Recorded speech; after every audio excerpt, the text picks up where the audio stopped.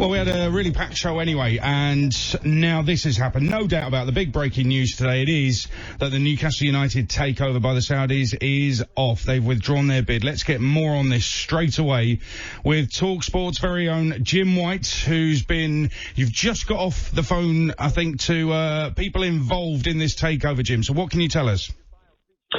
Adrian, good afternoon. Yes, every Newcastle fan in the land will be devastated at this news. As you rightly say, Adrian, the bidders' statement tells it all with deep regret because of the prolonged process here. It's taken so long.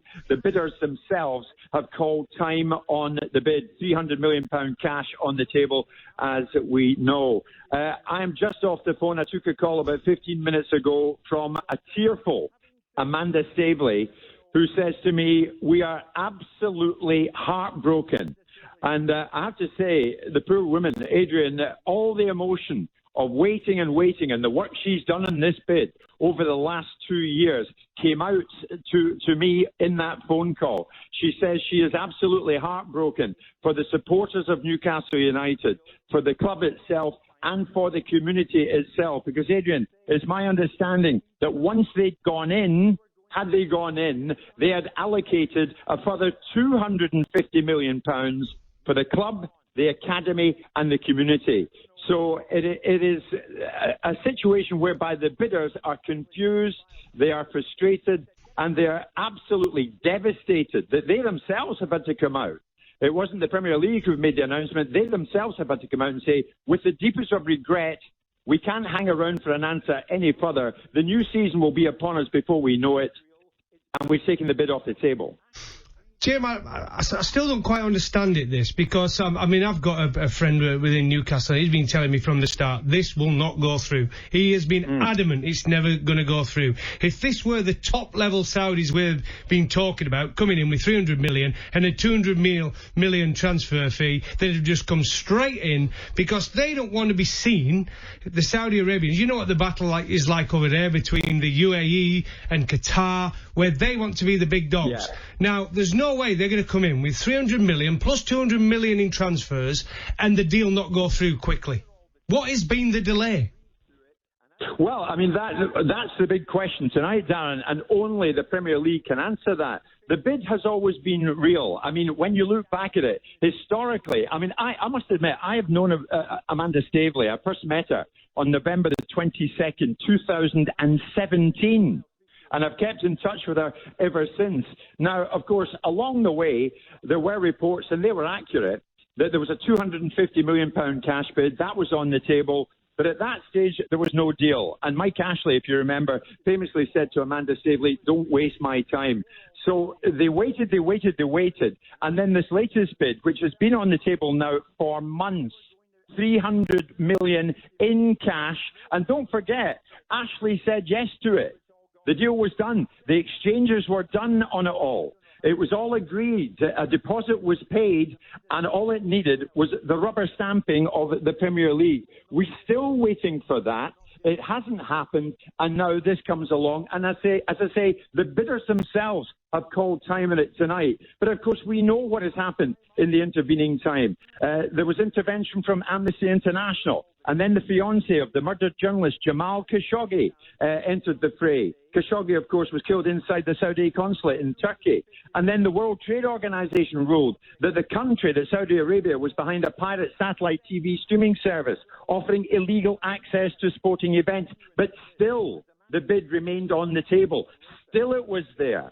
Still they didn't go away. And now they themselves have said, no, time up. It's taken too long. The bid was real. It's been there all the time. Ashley agreed to it. And as you say, Darren, they tell me today that they were going to allocate 250 million quid more for the club, the academy, and the community. Now it's all gone. Having said that, and I don't know how genuine this is, as Amanda Staveley said goodbye, I'll speak to you later. She said, get it out there, though. We will not give up.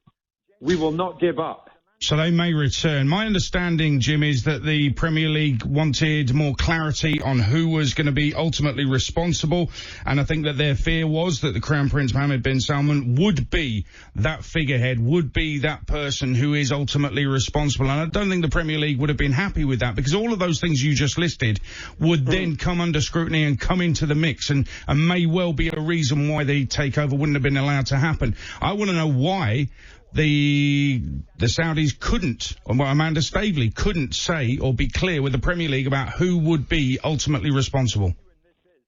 Well, I mean, I think the man at the very top of the country, let's face it, has enough to do in his life other than running Newcastle United. There would have been delegation. The woman I've just spoken to, Amanda Staveley, would have been front and centre regarding the football club, Adrian. They would appoint a chairman. They would appoint the people behind the scenes to run the football club. But of course, 80% of the £300 million cash bid was Saudi money. 10% was coming from Staveley's PCP, and the other 10% was coming from the Reuben brothers. The money was there, the money was real. But I think the guts of this is that the World Trade Organization, the report recently said that it established a clear legal link between the BOQ piracy service and the Saudi state. That was key to this. Crucially, the link was denied by the country all along, as well as Newcastle's prospective Saudi majority owners. They denied it. They flat denied it. But of course, the whole thing was held up. One thing after another, delayed the result, delayed the decision, and now the bidders themselves have said with regret, sorry, we can't wait any longer, we're pulling out. Maybe they'll be back. She told me a moment ago, we will not give up. Maybe they'll be back. But it all depends on the Saudi, because 80% of the money was theirs. It does. One other thing that I think Newcastle fans will be despondent, Jim, but actually they now know that Mike Ashley was prepared to sell. He had said yes to it, and the deposit had been paid. So they know that he is prepared to sell. This isn't his fault that the deal didn't go through. Oh, that's right. You're 100% right. I mean, it was a number of weeks ago now that the bidders told me the deposit had been paid and legal agreements had been signed. And at that stage, I said to them, so what does that mean? And I was told, well, legal agreements have been signed. It's now binding. They said to me, it's virtually impossible for us, the bidders, to pull out, but it's virtually impossible for Mike Ashley to pull out as well. So it was all there, Adrian. It just needed the green light, and they were not prepared to wait any longer, because we're still waiting for the Premier League's decision. We still don't have Premier League approval, and now the big question is, why did it take so long, and why did they not approve it? Jim, I got this message. I've just been looking at my phone. I got this message in April, right? And the message goes, as of today, this is April, by the way, 2 people assessed by the Premier League, in the Premier League offices for the directors tests. No sign of anyone from Saudi. Well, I mean, everybody will have their take in this, Darren. As you can imagine, there's going to be all sorts of conjecture. All I can tell you is this. If you had heard the tone of Amanda Staveley's voice moments ago, you would realise how absolutely shattered she is. As she says, she has been working on this with the Saudis, with the Reuben brothers, for the last 2 years. 2 years they've been working flat out on it. And now it's come to this, that they have withdrawn. And as she said, what Newcastle would have got out of it, what the club would have got out of it, what the fans would have got out of it in terms of what was about to happen to their football club was something else.